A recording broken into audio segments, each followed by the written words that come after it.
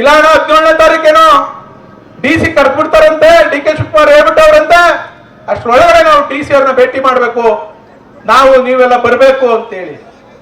ಸನ್ಮಾನ್ಯ ಜಿಲ್ಲಾಧಿಕಾರಿಗಳೇ, ಹಿಂದೆ ಇದ್ದಂತ ಜಿಲ್ಲಾಧಿಕಾರಿಗಳು ಈಗಲ್ಟನ್ ಅಂತ ಒಂದು ಸಂಸ್ಥೆ ಬಿಡದಿನಲ್ಲಿದೆ, ಗೊತ್ತಲ್ಲ ನಿಮ್ಗೆಲ್ಲ ತಾಯ?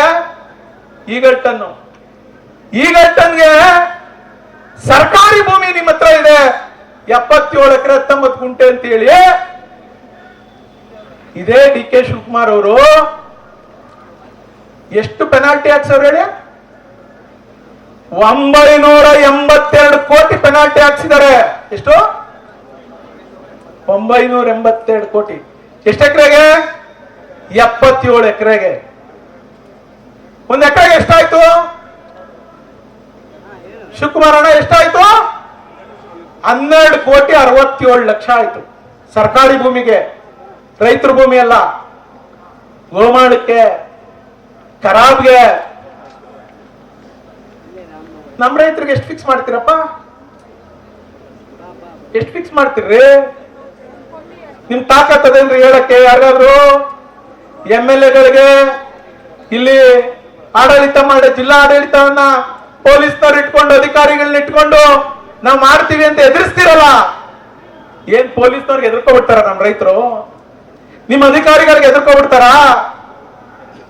ಬರ್ಲಿ ಅಧಿಕಾರಿ, ಮೂಲೆಯಲ್ಲಿರೋವು ಕಾಲಲ್ಲಿರೋದೆಲ್ಲ ತಕೊಂಡು ಮೋಕ್ಷ ಮಾಡಿ ಕಳ್ಸಕ್ಕೆ ನಮ್ಮ ತಾಯಂದಿರು ರೆಡಿ ಅವ್ರೆ. ಇದ್ದೀರಾ ಇಲ್ವಾ? ಗೊತ್ತಾಯ್ತು ತಾನೇ ಮೂಲೆಯಲ್ಲಿರೋವು ಕಾಲಲ್ಲಿರೋವು ಅಂದ್ರೆ ಏನಂತ? ಬನ್ನಿ ಸರ್ವೆ ಮಾಡಕ್ ಬರ್ಲಿ ನೋಡೋಣ ರೈತರುಗಳ ಹತ್ರ. ಇಲ್ಲಿ 4 ಗೋಡೆ ಕಳ್ಳಾಟ ಆಡ್ತೀರಾ ನೀವು? ಅದ್ ಯಾರೋ ಒಬ್ಬ ಅಧ್ಯಕ್ಷನ ಇಟ್ಕೊಬಿಟ್ಟು ಬನ್ನಿ ನೋಡೋಣ ನಮ್ಮ ರೈತರುಗಳ ಹತ್ರ. ಇಲ್ಲಿ ಬಂದು ನೋಟಿಫಿಕೇಶನ್ ಮಾಡ್ಬಿಟ್ರೆ, ಅಯ್ಯೋ ಕುಮಾರಸ್ವಾಮಿ ಅವರು ನೋಟಿಫಿಕೇಶನ್ ಪಾಪ ಪತ್ರಿಕೆಯವ್ರು ಕೇಳಿದ್ರೆ ಕುಮಾರಸ್ವಾಮಿ ಅವರು ಪಾಪ ರೆಸ್ಟ್ ಅಲ್ಲಿ ಇದ್ದಾರೆ ಬಿಡ್ರಿ ಅಂತಾರಂತೆ. ಅವರು ವಿರಾಮ ಮಾಡ್ತಾ ಇದ್ದಾರೆ. ಹಾಡ್ಕೋಬೇಡ ಅಣ್ಣ, ಆರೋಗ್ಯ ಎಲ್ರಿಗೂ ಕೆಡ್ತದೆ, ನಿನಗೂ ಕೆಡ್ತದೆ.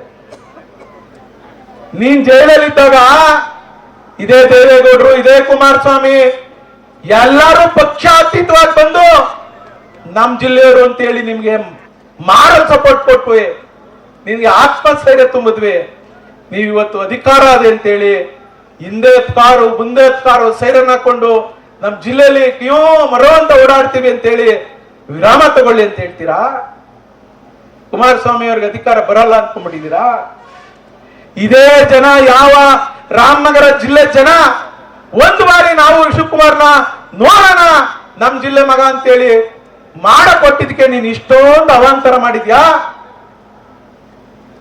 1 ವರ್ಷದಿಂದ ಖರೀದಿ ಮಾಡಿದ್ದಾರೆ ಅಶೋಕಣ್ಣ ಜಮೀನ.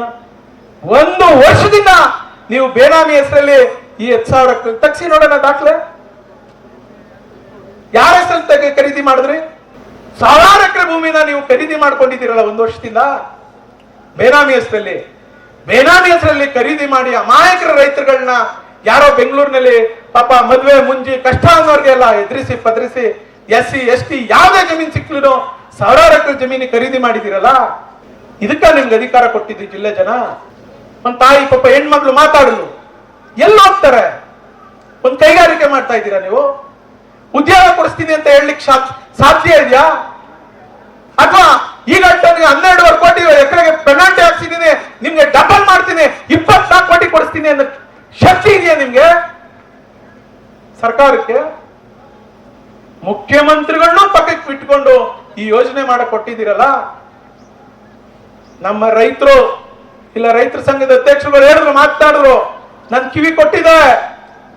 ಯಾವ ಪಕ್ಷ ಅಲ್ಲ, ಯಾವ ಜಾತಿ ಅಲ್ಲ, ಆದ್ರೆ ಹೋರಾಟ ಮಾಡಿದ್ರೆ ಹೋರಾಟದಿಂದನೇ ನಮ್ಗೆ ಜಯ ಸಿಕ್ಕೇ ಸಿಗ್ತದೆ. ಅದಕ್ಕೆ ನೀವೆಲ್ಲ ಕಾರ್ಯಪ್ರವೃತ್ತರಾಗಬೇಕು.